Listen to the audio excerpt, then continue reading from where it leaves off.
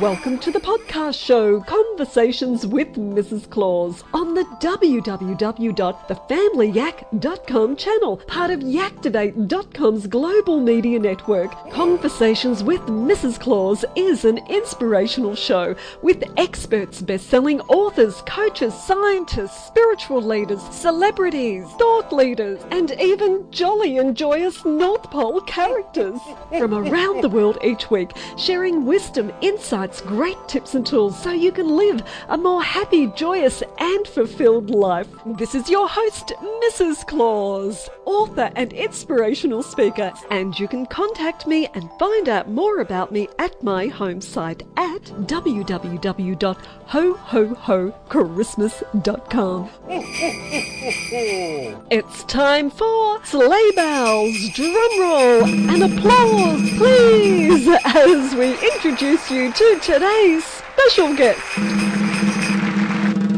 This week, our special guest is Ben Milbourne, artist and leading Australian architect. His practice, Build Architecture in Melbourne, Australia, is a research and design-based practice that is innovative, inspiring and progressive. Build is considered amongst Australia's most forward-thinking architects in the current global discussion about the evolution and future of practice. Build is also part of the new book, Futuristic, Visions of Future Living, with groundbreaking approaches to address the needs of future generations to come. Build is a finalist in the 2012 Melbourne Design Awards, the Premier's Design Awards, the IDEA Emerging Designer of the Year, and Unwaste Bookcase Melbourne Design Awards, the Venice Architecture Biennale, and have been selected for inclusion in the upcoming Formations publication as part of the Australian Pavilion for the 2012 Venice Biennale.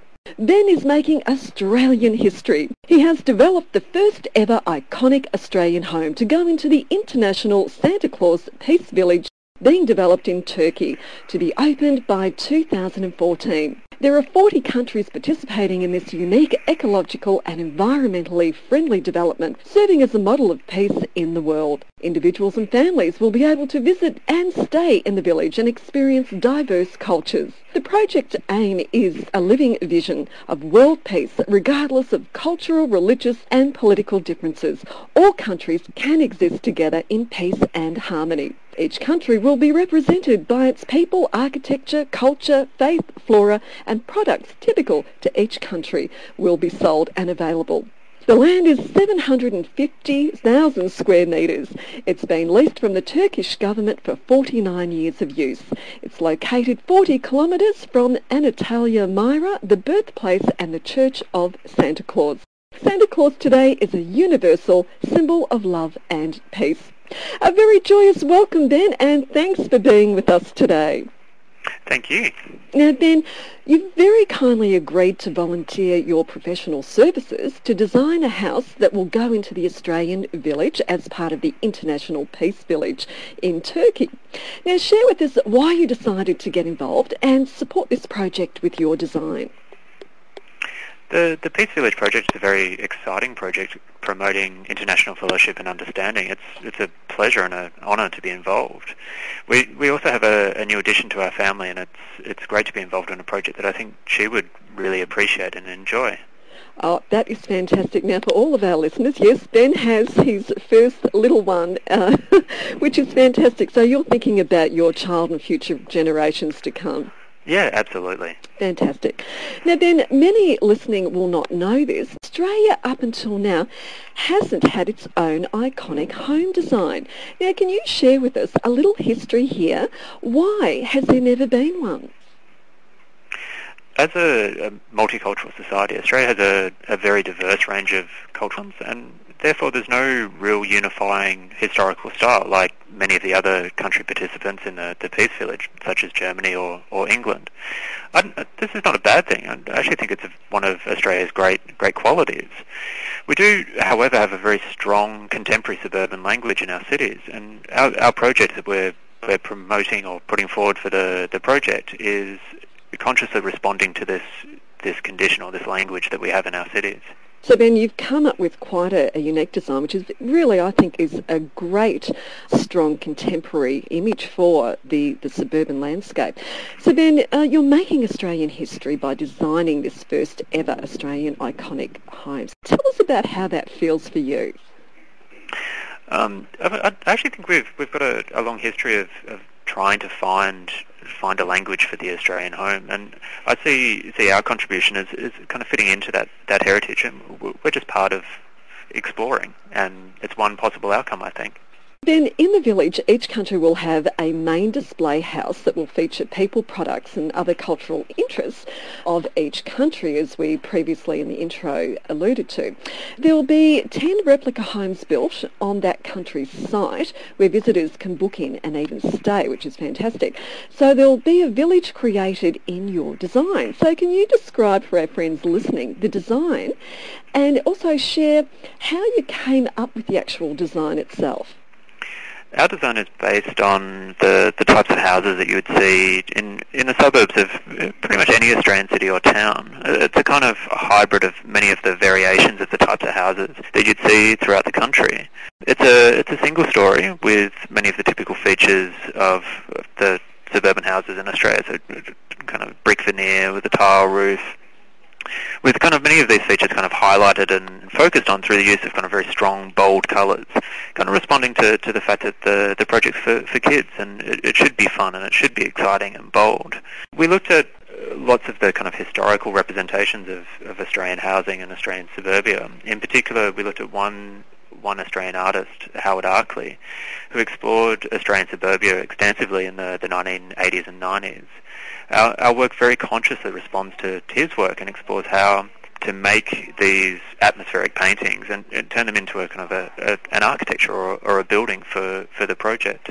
And that's very exciting, and absolutely the colours are really so typical of Australia. They are bright, they're fun, they're just wonderful. Tell us a little bit more, Ben, about specific cultural or other influences that came into play when you were developing the design. As I mentioned, we looked at some painting references, in particular the artist Howard Arkley, and looked at how these explorations of kind of Australian history in the suburbs could be translated into a building. One of the key aspects was the artist's use of very, very strong colours. There's almost kind of neon colours, really well with the audience of the project, which is ultimately kids, and how you see the world. And it should be a fun project for people to enjoy and kind of really celebrate Australia's history. Fantastic. Now, Ben, some of our listeners won't know who Howard Arkley is. Could you give us a little bit more info about him?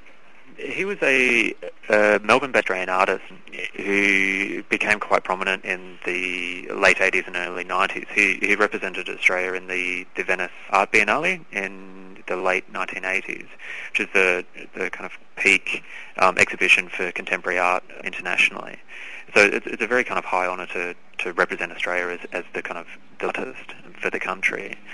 And then his work was very specifically focused on exploring contemporary life in the suburbs and Australia's typical kind of urban conditions. So he very much was focused on exploring that as the contemporary way of Australian life. Well, what a great reference for this work. Then how would you like to see the outside of the house developed? That is, the front and the backyard areas. If given the opportunity, what vision would you have and what kind of elements would you like to see representing Australia from this perspective? One of the key aspects of Australian lifestyle is living outside. Our backyards become very much a living room. It's almost part of our houses in many ways. With a really kind of beneficial climate, we spend huge amounts of the year kind of living and kind of playing and enjoying the backyard and outside spaces of our houses. So in many ways, the Australian house is part of its landscape, and it is a very intimate connection between the inside and the outside. So we'd really like to see the backyard and the front yard to be part of the Australian house in the Peace Village. There's also a series of kind of iconic elements for houses in Australian suburbia, such as the Hills Hoist or the Back Shed, that have become part of our kind of cultural heritage. And you see these in all of the houses, or many of the houses throughout the country. Absolutely. Now, for some of our friends, Ben, they're going to have no idea what a hills hoist is, so can you share with them, because it is part of our landscape? It's an invention. It's one of Australia's kind of inventions for drying clothes, and it's become almost the icon of the backyard within Australia. It's a little bit hard to describe verbally, but it's kind of the instant thing that we all recognise when you go around the country. And for our friends listening, I know when I was growing up, one of the most fun things to do when your mum and dad weren't looking was to hang on to the ends and fly around. It's a lot of fun. You definitely had to do it when Mum wasn't looking. They were so strong, and they're made out of metal and four corners, and, you know, it almost became part of the playground outside for when I was a child. It's a lot of fun. Indeed. Indeed. And so for those that are listening, we will have a vodcast as well as the podcast version. Now, the vodcast will have images, so you'll be actually able to see not only the Australian image, but also images of other countries and what their typical housing will be in the village. Now, I'm also going to put in a hills hoist for you all, because I'm sure you're going to want to have a lot of fun having a look at it. Now, Ben, is there anything else that you'd like to share regarding your work on the project or your thoughts on the project? I'd just like to thank the organisers for a chance to be involved in it. It's a very exciting project, and very much looking forward to seeing the outcome. It's incredible project in the world today, and peace is something that we as the people, the grassroots level, we certainly can come together and we can lead that new revolution of peace in the world. And I think Santa Claus, who is an international symbol of peace, it doesn't matter what your belief systems are, Santa is all about coming from the heart and coming together in peace and having fun and and enjoying each other for our differences. So it really is a great place, and I hope to see many of our friends at the Peace Village at the opening, because I know I certainly will be there and am looking forward to it. So before we go, Ben, would you be so kind to share your website for our friends who might like to check out your work? That'd be great. Our website is www.bild.com.au. Fantastic. Now, for our friends listening, if you don't have a pen, don't worry. You can go over to thefamilyyak.com, where all our podcasts for the show are housed, and you'll be able to scroll down the page where you'll find the vodcast as well as the podcast, and you can click on the link for Ben. And also, I'll put up the Santa Claus Peace Village, the website for them as well, if you'd like to check them out. So thank you very much, Ben, for being our special guest today, and for your generosity and vision in developing an iconic home to represent Australia in the International Santa Claus Peace Village. Thank you, Bernadette.